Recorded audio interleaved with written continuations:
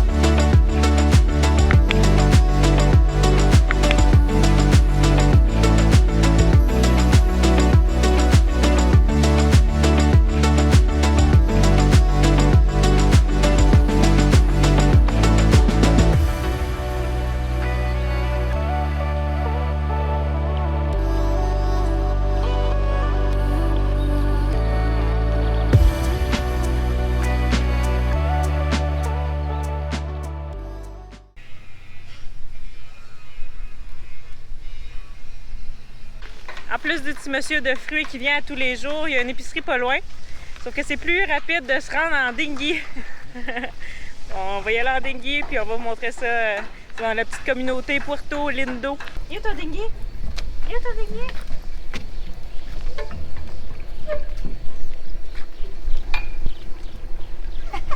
Ouais, c'est lui! Oh! Qu'est-ce qui vient de se passer, Mi? J'ai pris les clés dans l'eau. C'est pas très drôle, là. Parce que Patrice, faut qu'il plonge dans de l'eau dégueulasse. Pourquoi c'est dégueulasse? Ouais. Puis ce truc-là a pas fait sa job. Tiens. Censé, on avait ça d'attacher après les clés. Ça s'est détaché. Ouais! Premier coup! Good job! T'es tout mouillé, papa! Ouais.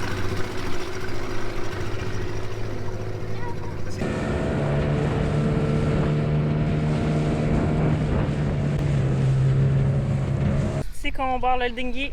Aller à l'épicerie.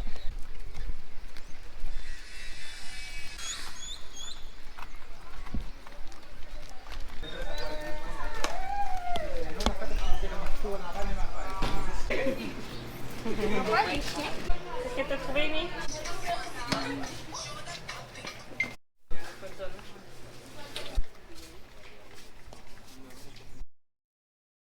Un gros avantage d'avoir un désalinisateur à bord, ce qu'on n'a pas, c'est de tout rincer. Après les navigations, de rincer à l'eau douce le pont. Nous, on rince à l'eau salée. Donc, on remet encore plus de sel sur le pont. Puis, avec le temps, il y a du sel qui s'est ramassé entre le chariot puis le support de stainless. Puis là, il faut le démonter carrément pour être capable d'enlever le sel. Ce qu'on va faire à l'instant, parce qu'on n'a pas entamé la deuxième couche d'anti-fouling, parce que regardez les beaux nuages.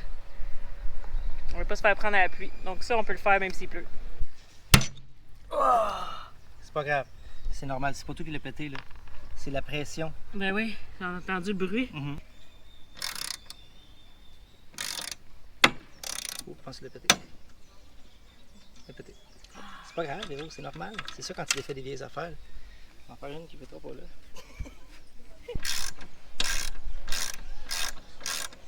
OK. Voilà, c'est enlevé. On va tout enlever le sel, nettoyer ça comme il faut, réinstaller avec des vis neuves en stainless. Regardez ça, les nuages! Oh, le petit vent froid, il va pleuvoir dans pas long.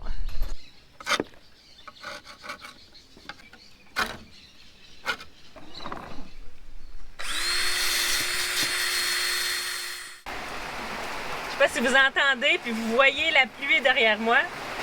On a fait voter.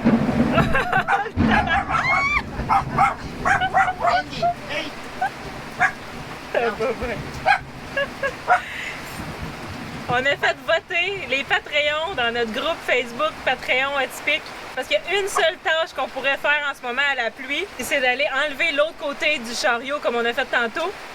Le côté bâbord, on l'a fait avant la pluie, mais là, il reste le côté tribord. Donc, on les fait voter à savoir s'ils nous envoient dehors faire la tâche ou si on reste en dedans au sec. Fait qu'on attend la réponse. On leur a donné 20 minutes. Si c'est majoritairement oui, on va aller dehors, enlever le chariot à la grosse pluie. Jusqu'à maintenant, c'est 1-1. Qui nous envoie la pluie, là? Amy Petit Fruit nous envoie sous la pluie. Et Véro Fortin nous dit de relaxer à l'intérieur. Nos Patreons sont vraiment trop gentils. Ils nous ont pas envoyé sous la pluie, majoritairement en tout cas. 5 contre 2. On va relaxer à l'intérieur au sec. Merci beaucoup! Nous autres, by the way, on vous aurait envoyé à la pluie, c'est sûr. Pas facile d'être obligé de relaxer. Wendy est contente. Wendy, elle adore ça. Elle aurait choisi pas la pluie, c'est sûr. Elle déteste la pluie. Ouais. Qu'est-ce que tu fais assis dans le lavabo, Véronique? Qu'est-ce qui se passe? J'enlève les lattes qu'on avait mis pour cacher le fait que notre mur est tout en train de pourrir. Si on va tout arracher ça, il va falloir mettre un backsplash pour empêcher que l'eau... C'est tout du bois, là, de l'eau, le bois juste là, ça marche pas, là. Fait que ça prend un backsplash. Yes! Lâche pas! Les Patreons ont choisi de nous garder à l'intérieur au sec et relaxer, mais on n'est pas très bon à relaxer. On a regardé un livre, puis on s'est couché 5 minutes, puis tout de suite on a commencé à faire d'autres trucs. Patrice vient juste de nettoyer tout notre poteau en bronze. Il est revenu beau, ça n'a pas de sens, avec ce produit-là. Ça a fait des miracles, il est revenu beau. Oh yes, enfin! On enlève notre mur tout pourri à cause de l'eau. On va faire un beau backsplash comme Véronique disait, puis là on est en train de l'enlever. On est rendu des menuisiers. Là, ça va s'appeler menuiserie atypique, rénovation atypique. C'est fini sailing atypique. Oh yes! Victoire! C'est un bon mur, là. En fibre. En fibre, c'est ça? Ouais. Qu'il n'y a pas de pourriture en dessous, là. Mettez pas de bois près du lavabo, un conseil. Ah, c'est... Ni... Le moins possible. Ouais, c'est ça que j'allais dire. Parce que l'humidité, ça prend là-dedans. Tu sais, on vit sur l'eau, là. Le sel, l'eau, le proche du lavabo, l'eau coule, ça monte, ça noircit tout de suite. Fait que le moins possible. Qu'est-ce que tu fais aujourd'hui, Véronique? Une tâche, entre autres, c'est de ramener à l'état presque neuf cette partie-là. En fait, ça s'attache à l'entour de notre arbre de l'hélice. Puis ça fait que si jamais on a une corde qui se prend, ça tourne, fait que ça va couper la corde qui se prendrait autour de notre hélice. Donc, c'est très pratique. C'est pas tous les bateaux qui ont ça. Mais nous, atypique là, je le ramène beau. Tu vois, celui-là est fait. Lui, je commence là. J'utilise un Dremel.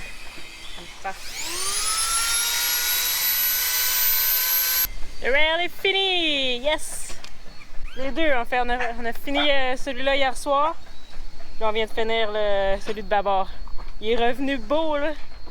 Juste ça qu'il fallait faire. Il fallait juste l'enlever, enlever le sel. On l'a poli, remis. C'est tout. Aujourd'hui, on a un gréeur de la marina Panamarina qui vient prendre les mesures exactes de tous nos haubans parce qu'on fait changer le gréement complet. Et donc lui il était déjà venu une fois prendre les mesures approximatives pour nous faire un devis, donc pour nous dire combien ça va coûter tout ça, l'installation. Puis on a reçu le devis hier, donc on procède avec l'installation du nouveau gréement. Donc c'est ça, aujourd'hui, il vient prendre les mesures exactes parce qu'après ça, lui, je crois qu'il les fait faire aux États-Unis, puis il les fait envoyer à sa shop. Mais ça va prendre à peu près 3 semaines. Donc, plus vite qu'il prend les mesures, plus vite qu'on a notre gréement. Donc c'est bon, on aime ça.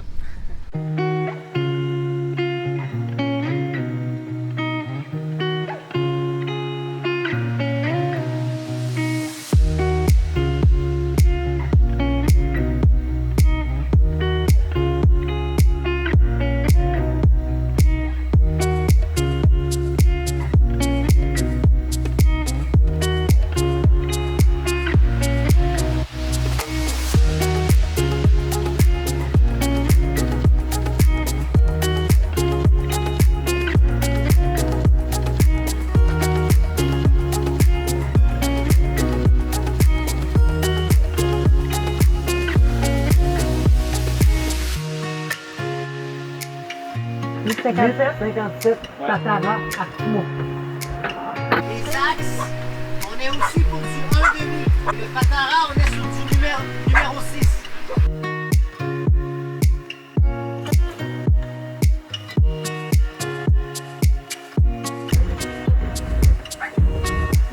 Bon, c'est bon. Une vraie ballerine. On est jour 12 des travaux. Ça va bien. C'est sûr qu'il pleut une fois de temps en temps, donc ça nous ralentit un peu, mais sinon, ça va super bien. On a plein de projets en cours en ce moment. On a reçu nos vis pour le safran. On en a fait faire 6 comme ça. On va réinstaller le safran aujourd'hui. Donc, vous vous souvenez que les noix, les bottes étaient toutes rouillées, étaient en train de toutes se désagréger, ils ont toutes pété, fait qu'ils tenaient par peine et misère. On va les remplacer. Je sais pas c'était quoi la qualité du stainless des anciennes, mais nous on a pris la meilleure qualité, c'est du 316. Parce qu'il y a différentes qualités dans le stainless, fait qu'on a pris le top qualité pour pas que ça arrive dans le futur. Fait qu'on change ça aujourd'hui. C'est ici qu'on rentre ça. Puis Patrice est dans le coffre en haut. C'est lui qui va mettre le tarot en haut.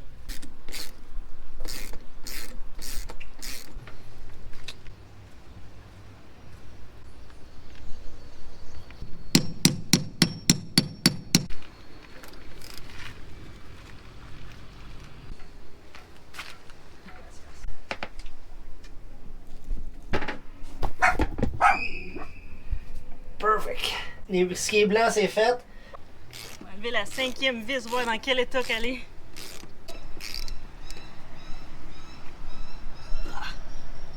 Voilà. C'est pas si pire celle-là. Faut compliqué, on remplace les 6.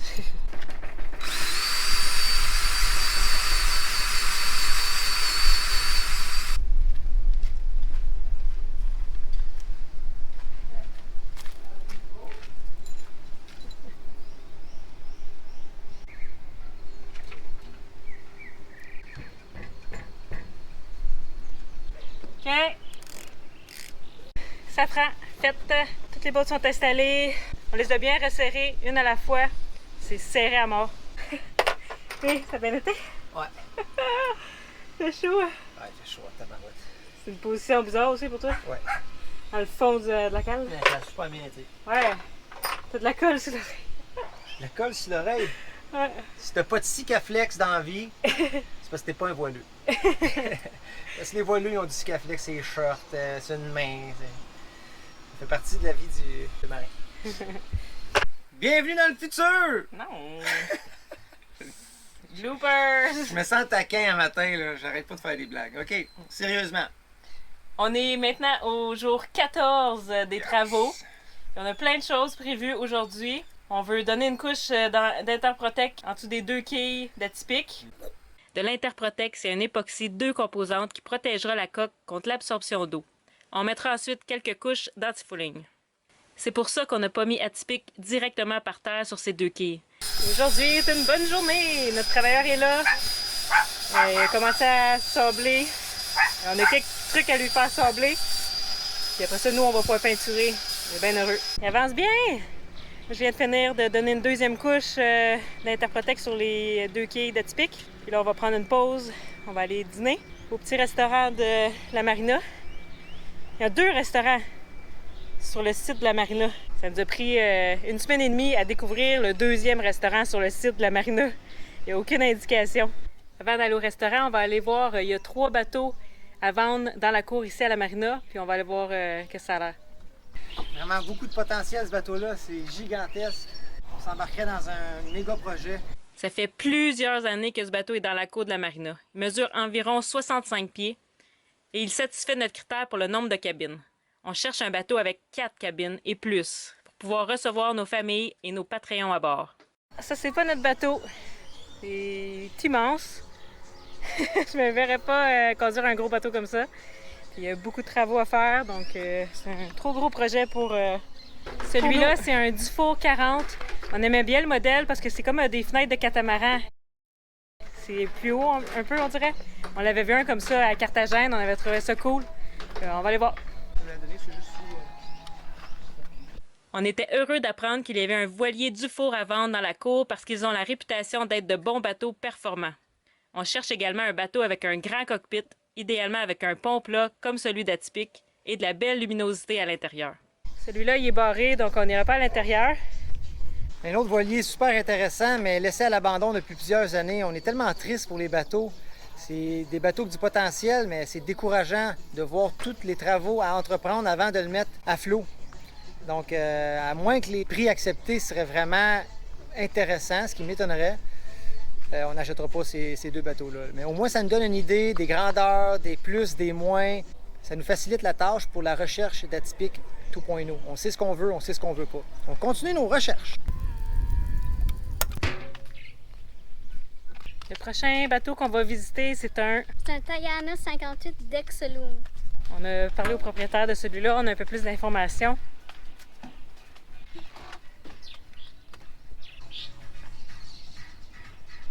Ça, c'est du rigging, mon ami.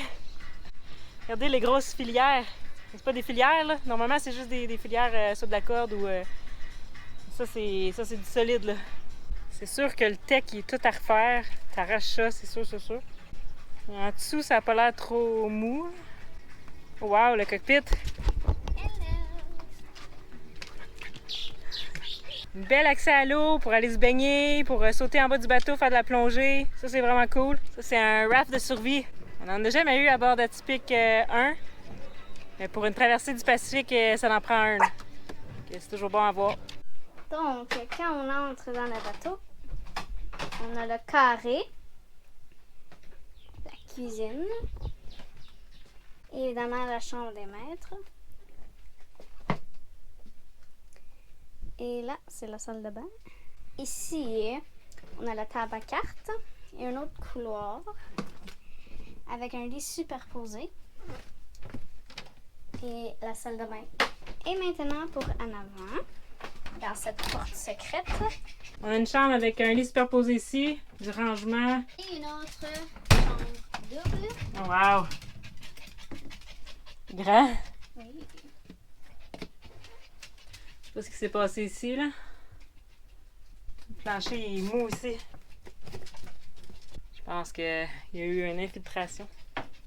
Des grandes fenêtres ici aussi, c'est vraiment lumineux. Ça, c'est un beau bateau projet. Tout dépendant du prix, ça pourrait être intéressant parce qu'une fois rénové, il serait beau, là. Il resterait à faire un survey, voir l'infiltration d'eau, puis voir s'il y aurait d'autres problèmes majeurs qu'on n'a pas vus à l'œil. Ça a du potentiel. Il reste juste à savoir le prix.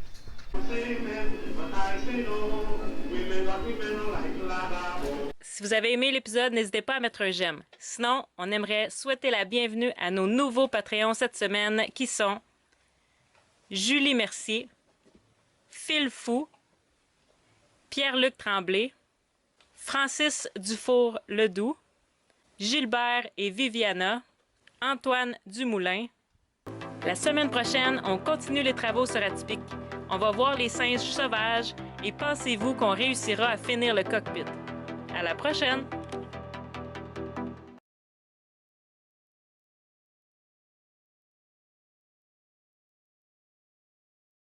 Hé, quelqu'un là, descendez-moi! Je veux participer aux rénovations! Je peux faire plein de tâches, vous savez! Avec mon petit moignon, je peux peinturer!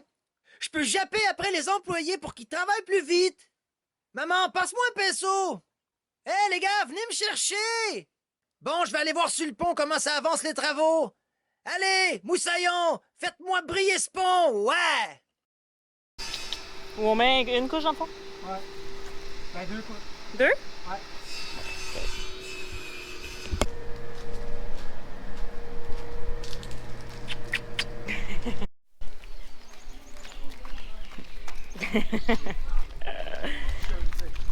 Amy qui perd les clés. Le chariot d'écoute. Il y a du sel qui s'est ramassé là. Je sais pas comment l'expliquer. Elle est où, le... Dans le groupe. Ah, Facebook! Facebook dans le groupe. Nice! Ah ouais. Ah, on est arrivé à 90 membres. Hey, je filme là. Fait que ça nous facilite la tâche pour la Voilà, pas de marina. Ah, notre moteur de guindeau. Ouais. C'est aujourd'hui qu'on reçoit notre moteur de guindeau Refité, je vais le dire, mais rebuilder, ouais. c'est Reconstruit. reconditionné. Ouais. Puis c'est aujourd'hui qu'on reçoit notre moteur de rein. Voyons. Merci également à nos commanditaires, l'équipe de Jet Set Art pour le linge et bien sûr le Sharpie sur la coque et le génois atypique, les gestions familiales Maurice Inc. pour l'iPhone 12 qui nous permettra de rester en communication avec notre famille et Patricia des distributions D. Hébert pour notre dinghy Caribe.